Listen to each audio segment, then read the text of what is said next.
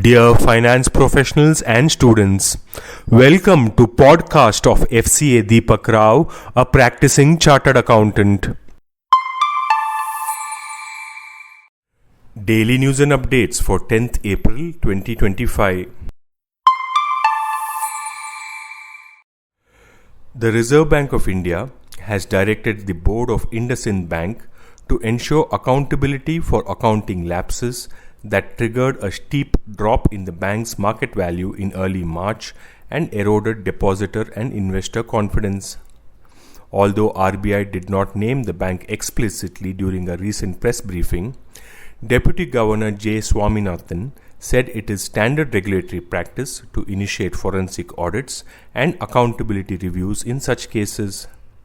Those found responsible, internal or external, will be investigated and face appropriate action for the lapses. The Ministry of Finance has issued notification number 30/2025 dated April 7, 2025, announcing a significant update under the Income Tax Act 1961. The CBDT has introduced a new form, ITR-B, to be used for filing income tax returns for block assessments in cases arising out of search and seizure operations initiated on or after September 1, 2024.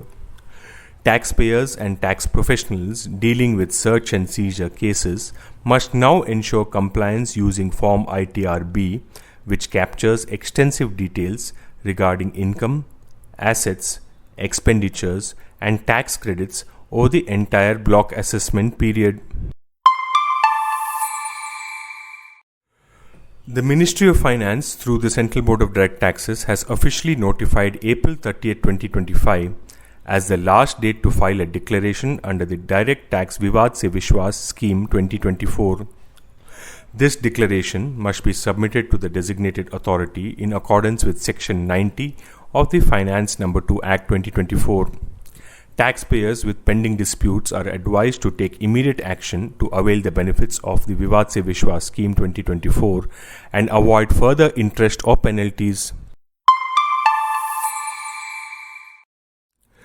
The Ministry of Finance, through the Central Board of Direct Taxes, has notified bonds issued by the Housing and Urban Development Corporation Limited as a long-term specified asset under Section 54 EC of the Income Tax Act 1961.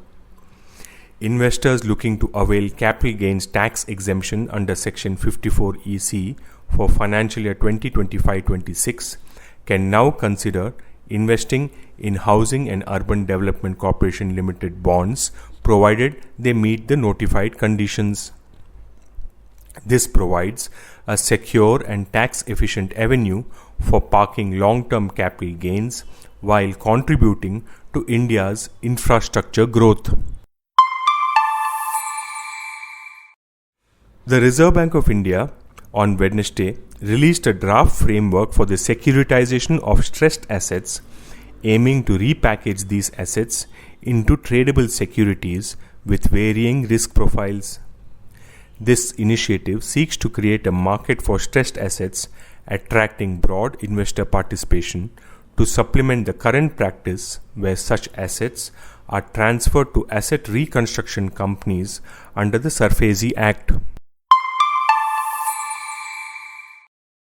The Reserve Bank of India on Wednesday released a draft framework for the securitization of stressed assets, aiming to repackage these assets into tradable securities with varying risk profiles.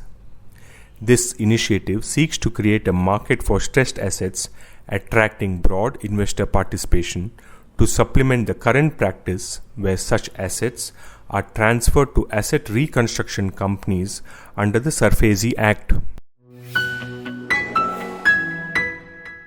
This podcast is sponsored by Sound of CA. We share because we care. Vande Mataram, Jai Hind.